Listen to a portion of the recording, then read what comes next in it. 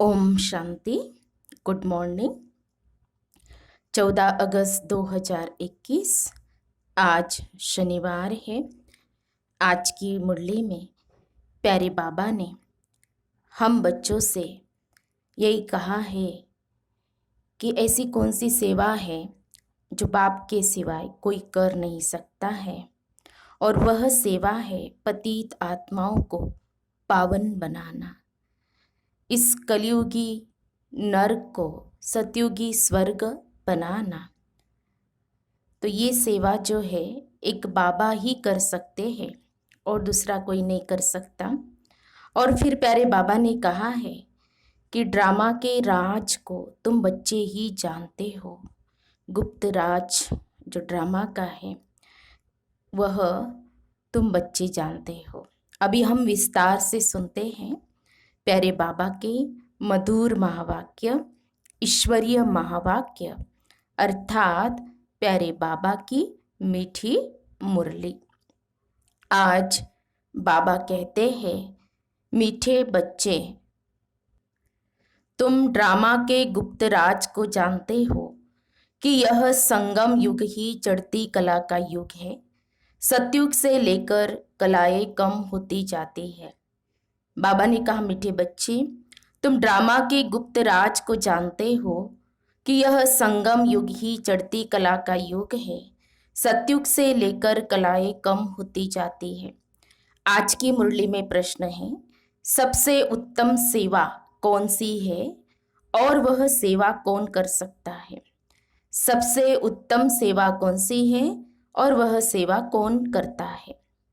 उत्तर है, भारत को स्वर्ग बनाना, रंग को राव बनाना, पतित को पावन बनाना, यह है सबसे उत्तम सेवा। ऐसी सेवा एक बाप की सिवाय और कोई भी नहीं कर सकता। बाप ने ऐसी महान सेवा की है, तब तो बच्चे उनकी इज्जत करते हैं। सबसे पहले सोमनाथ का मंदिर बनाकर उनकी पूजा करते हैं। मुरली में गीत बजा है, आखिर वह दिन आया आज। ओम शांति। मीठे मीठे रूहानी बच्चों ने यह गीत सुना। जैसे आत्मा गुप्त है और शरीर प्रत्यक्ष है। आत्मा इन आंखों से देखने में नहीं आती है, इनकॉग्निटो है, गुप्त है जरूर, परंतु इस शरीर से ढकी हुई है। इसीलिए कहा जाता है आत्मा गुप्त है। आत्मा खुद कहती है, मैं निराकार हूँ, यह साकार में आकर गुप्त बनी हूँ। आत्माओं की निराकारी दुनिया है, वहां तो गुप्त की बात नहीं। परम पिता परमात्मा भी वहां रहते हैं।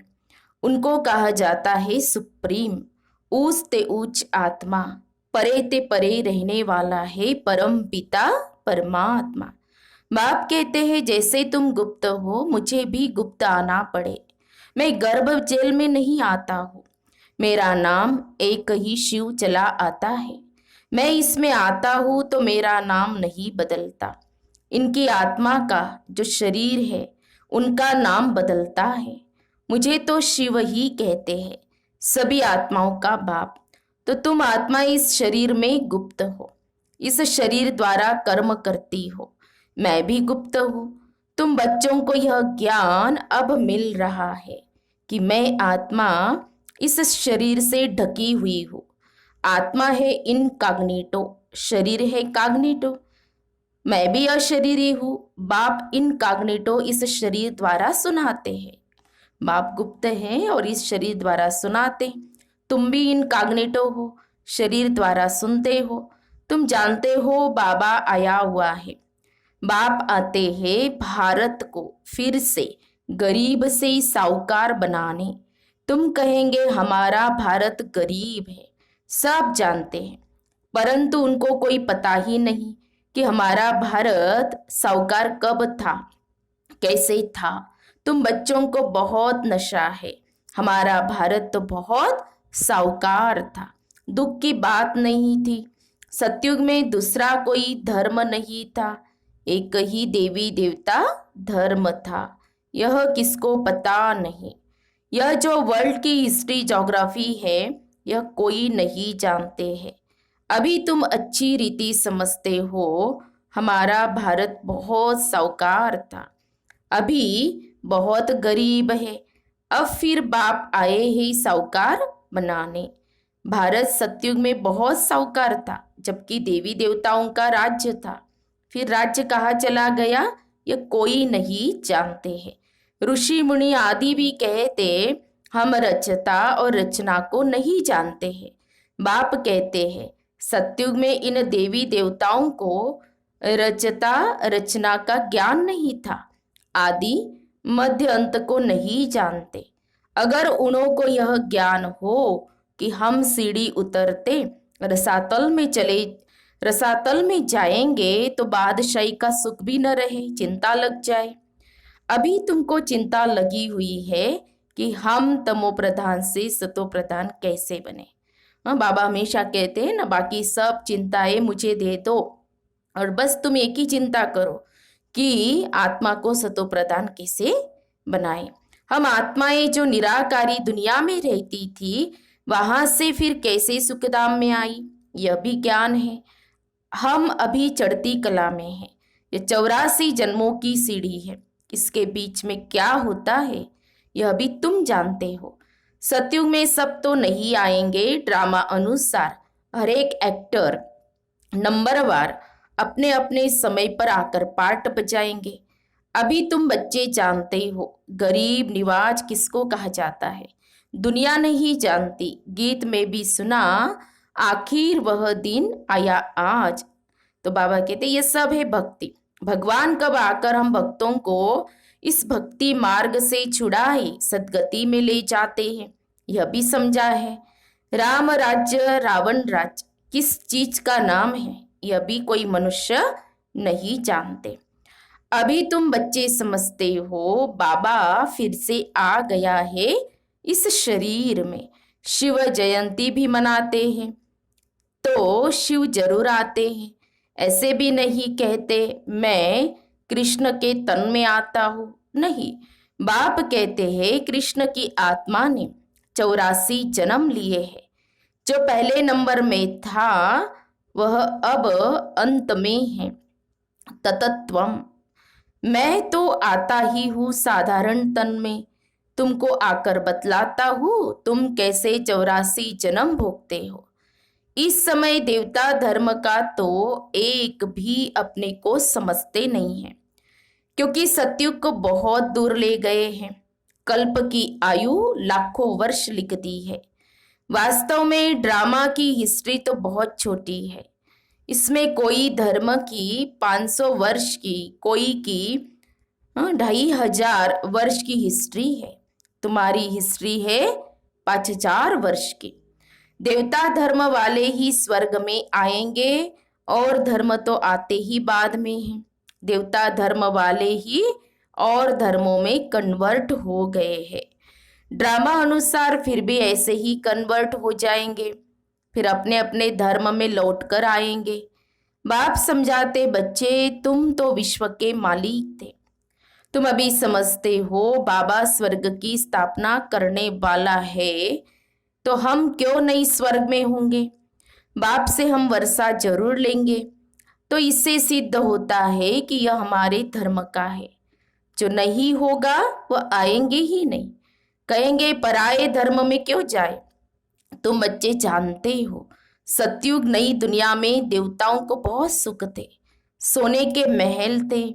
सोमनाथ के मंदिर में कितना सोना था, ऐसा कोई दूसरा मंदिर होता ही नहीं।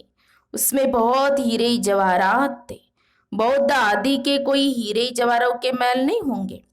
तुम बच्चों को जिस बाप ने इतना ऊंचा बनाया है, उनकी तुमने कितनी इज्जत रखी है। जो अच्छा कर्म करके जाते हैं उनकी इज्जत रखी जाती है। अभी तुम जानते हो सबसे अच्छे कर्म पतित पावन बाप ही करके जाते हैं। तुम्हारी आत्मा कहती है सबसे उत्तम से उत्तम सेवा बेहद का बाप आकर करते हैं। हमको रंक से राव, बेगर से प्रिंस बना देते हैं। जो भारत को स्वर्ग बनाते हैं उनकी भी इज्जत कोई नहीं रखते। तुम जानते हो ऊंच से उच्च मंदिर चिपकाया हुआ है सोमनाथ का, जिसको लूट ले गए। लक्ष्मी नारायण के मंदिर को कभी कोई ने लूटा नहीं है, सोमनाथ के मंदिर को लूटा है। भक्ति मार्ग में ये बहुत धनवान होते हैं, राजाओं में भी नंबरवार होते हैं ना। जो उच्च मर्तबे वाले होते हैं उनकी छोटे मर्तबे वाले इज्जत करते हैं, दरबार में भी नंबरवार बैठते हैं। बाबा तो अनुभवी है ना। यहाँ की दरबार है पतित राजाओं की, पावन राजाओं की दरबार कैसी होंगी, जबकि उन्हों के पास इतना धन होगा तो उन्हों का घर भी इतना ही अच्छा होगा। अभी तुम जानते हो बाबा हमको पढ़ा रहे हैं, स्वर्ग की स्थापना करा रहे हैं। हम महाराजा महारानी स्वर्ग के बनते हैं, फिर हम गिरते हैं, फिर हम पहले पहले शिव बाबा के पुजारी बनेंगे, जिसने स्वर्ग का मालिक बनाया उनकी हम पूजा करेंगे। वह हमको बहुत साहूकार बनाते हैं।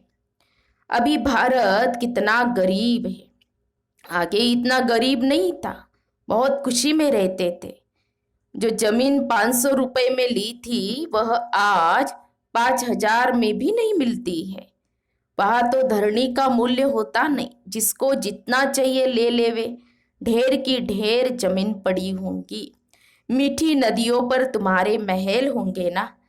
मनुष्य बहुत थोड़े होंगे, प्रकृति दासी होंगी, फल फूल बहुत अच्छे मिलते रहते हैं। अभी तुम कितनी मेहनत करते हो, लेकिन सूखा पड़ जाता है तो अन्न नहीं मिलता है। तो गीत सुनने से तुम्हारे रोमांच खड़े हो जाने चाहिए।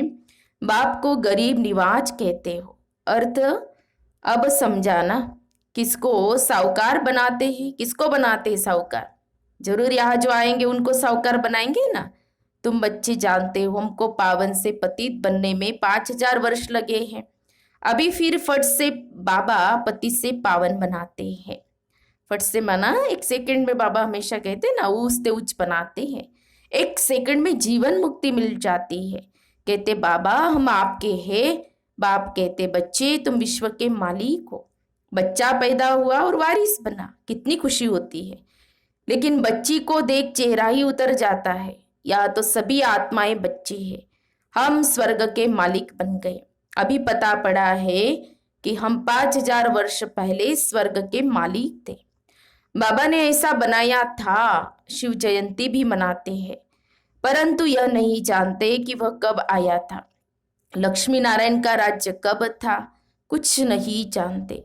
वास्तव में भारत की आबादी सबसे बड़ी होनी चाहिए, भारत की जमीन भी सबसे बड़ी होनी चाहिए। लाखों वर्ष हो फिर तो बहुत जमीन चाहिए। सारी दुनिया की भी जमीन पूरी न हो, लाखों वर्ष में कितने मनुष्य पैदा हो जाते, अनगिनत मनुष्य हो जाए, इतने तो है नहीं। ये सब बातें बाप बैठ समझाते हैं। मनुष्य सुनते हैं तो कहते हैं यह बातें तो कब सुनी नहीं, न कोई शास्त्रों से पढ़ी, यह तो वंडरफुल बातें हैं। अभी तुम बच्चों की बुद्धि में सारे चक्र की नॉलेज, ये बहुत जन्मों के अंत में अब पतित आत्मा है। जो सतो प्रधान था सो अब तमो प्रधान है, फिर सतो प्रधान बनना है। तुम आत्माओं को अब शिक्षा मिल रही है। आत्मा शरीर द्वारा सुनती है तो शरीर झूलता है, क्योंकि आत्मा सुनती है ना। बरोबर हम आत्मा ने 84 जन्म लिए हैं, 84 माँ बाप जरूर मिले होंगे, यह भी हिसाब है ना। बुद्धि में आता है 84 जन्म लेते हैं, फिर और कमती जन्म वाले भी होंगे, मिनिमम मैक्सिमम का हिसाब होगा ना। बाप बैठ समझाते हैं शास्त्रों में क्या क्या लिख दिया है। तुम्हारे लिए तो फिर भी 84 जन्म कहते हैं, मेरे लिए तो अनगिनत बेशुमार जन्म कह दिया है। कन कन में बस जिधर देखता हूँ तू ही तू, कृष्ण ही कृष्ण है। मथुरा वृंदावन में कहते कृष्ण सर्वव्यापी है। राधे पंथ वाले फिर कहेंगे राधे ही राधे, कहेंगे हम राधा स्वामी हैं। कृष्ण स्वामी और है, वह राधे को मानते हैं। जिधर देखता हूँ राधे ही राधे, तुम भी राधे हम भी राधे। अब बाप बेट समझाते हैं बरोबर मैं गरीब निवाज हूं ना। भारत ही सबसे साहूकार था, अभी सबसे गरीब बना है, इसलिए मुझे भारत में ही आना पड़े। यह बना बनाया ड्रामा है, इसमें जरा भी फर्क नहीं हो सकता है। यह ह्यूज ड्रामा है। ड्रामा जो शूट हुआ वह हूबहू रिपीट होगा। ड्रामा का भी पता होना चाहिए ना। ड्रामा माना ड्रामा, वह होता है हद का ड्रामा और यह है बेहद का ड्रामा। इसके आदि मध्य अंत को कोई नहीं जानते। तो गरीब निवाज निराकार भगवान को ही मानेंगे, कृष्ण को नहीं मानेंगे। कृष्ण तो धनवान सत्युग का प्रिंस बनता है। भगवान को तो अपना शरीर है नहीं। वह आकर तुम बच्चों को धनवान बनाते हैं, तुमको राजयोग की शिक्षा देते हैं। वह भी पढ़ाई से बैरिस्टर आदि बनते हैं, फिर कमाई करते हैं। बाप भी तुमको अभी पढ़ाते हैं, तुम भविष्य में नर से नारायण बनते हो। तुम्हारा जन्म तो होगा ना, ऐसे तो नहीं स्वर्ग कोई समुद्र से निकल आएगा। कृष्ण ने भी जन्म लिया ना। कंसपुरी आदि तो उस समय थी नहीं। कृष्ण का कितना नाम गाया जाता है, उनके बाप का नाम ही नहीं। उनका बाप कहाँ है? जरूर राजा का बच्चा होगा ना, वह बड़े राजा के घर में जन्म होता है, परंतु वह पतित राजा होने के कारण उनका नाम थोड़ी होगा। कृष्ण जब है तब थोड़े पतित भी रहते हैं। जब वह बिल्कुल खलास हो जाते हैं तब वह गद्दी पर बैठते हैं, अपना राज्य ले लेते हैं। तभी उनका संवत शुरू होता है। लक्ष्मी नारायण से संवत शुरू होता है। तुम पूरा हिसाब लिखते हो, इनका राज्य इतना समय, फिर इनका इतना समय, तो मनुष्य समझेंगे यह तो कल्प की आयु बड़ी हो ही नहीं सकती। 5000 वर्ष का पूरा हिसाब है। अच्छा मीठे मीठे सिखी लदे बच्चों प्रति माता पिता बाप दादा का याद प्यार और गुड मॉर्निंग। रूहानी बाप की रूहानी बच्चों को नमस्ते। हम रूहानी बच्चों की रूहानी बाप दादा को याद प्यार और नमस्ते नमस्ते। ओम शांति ओम शांति ओम शांति। गुड मॉर्निंग बाबा, शुक्रिया बाबा, थैंक्स बाबा, पद्मा पदम शुक्रिया बाबा आपका। धारणा के लिए मुख्य सार। आज की मुरली का सार 2 पॉइंट में। पहली पॉइंट है रचयिता और रचना का ज्ञान बुद्धि में रख सतो प्रधान बनने का पुरुषार्थ करना है। बस एक ही चिंता रखनी है कि हमें सतो प्रधान जरूर बनना है। दूसरी पॉइंट, इस बेहद के ड्रामा को बुद्धि में रख अपार खुशी में रहना है। बाप समान इज्जत पाने के लिए पतितों को पावन बनाने की सेवा करनी है। प्यारे बाबा का वरदान है, एवर रेडी बन, हर परिस्थिति रूपी पेपर में फुल पास होने वाले एवर हैप्पी भव। एवर रेडी बन, हर परिस्थिति रूपी पेपर में फुल पास होने वाले एवर हैप्पी भव। स्पष्टीकरण है, जो एवर रेडी है उनों का प्रैक्टिकल स्वरूप एवर हैप्पी होगा। कोई भी परिस्थिति रूपी पेपर व प्राकृतिक आपदा द्वारा आया हुआ पेपर व कोई भी शारीरिक कर्म भोग रूपी पेपर आ जाए, इन सब प्रकार के पेपर्स में फुल पास होने वाले को ही एवर रेडी कहेंगे। जैसे समय किसके लिए रुकता नहीं, ऐसे कभी कोई भी रुकावट रोक न सके। माया के सूक्ष्म व स्थूल विघ्न 1 सेकंड में समाप्त हो जाए, तब एवर हैप्पी रह सकेंगे। स्लोगन है, समय पर सर्व शक्तियों को कार्य में लगाना अर्थात मास्टर सर्वशक्तिमान बनना। समय पर सर्व शक्तियों को कार्य में लगाना अर्थात मास्टर सर्वशक्तिमान बनना।